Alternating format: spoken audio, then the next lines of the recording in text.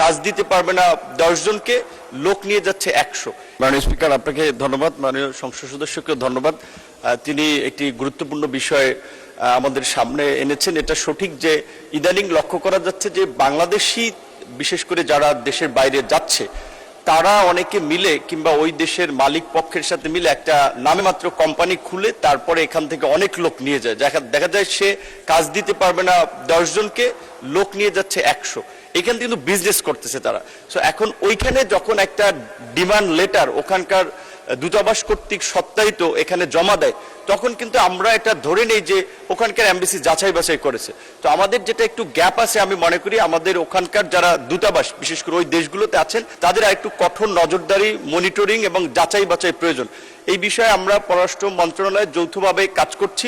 আমাদের মন্ত্রণালয়ের অধীনে 27টি দেশে 30টি শ্রম কল্যাণ উইং রয়েছে। এখানে যে জনবল এবং প্রকৃত অর্থে তাদেরকে যে ফিনান্সিয়াল সাপোর্ট দেওয়া হয় সেটা এই কাজের জন্য যথেষ্ট নয়। আমরা এই বাজেটে সরকারের কাছে বরাদ্দ চেয়েছি আমাদের মন্ত্রণালয়ের লোকবল বাড়ানোর পাশাপাশি আমাদের পররাষ্ট্র মন্ত্রণালয়ের মাধ্যমে আমাদের রেগুলার ডিপ্লোমেসির পাশাপাশি মাইগ্রেশন ডিপ্লোমেসিকে আমরা গুরুত্ব দিচ্ছি। আশা করি আমরা কিছু এখানে প্রতিকারমূলক ব্যবস্থা ভবিষ্যতে নিতে পারবো।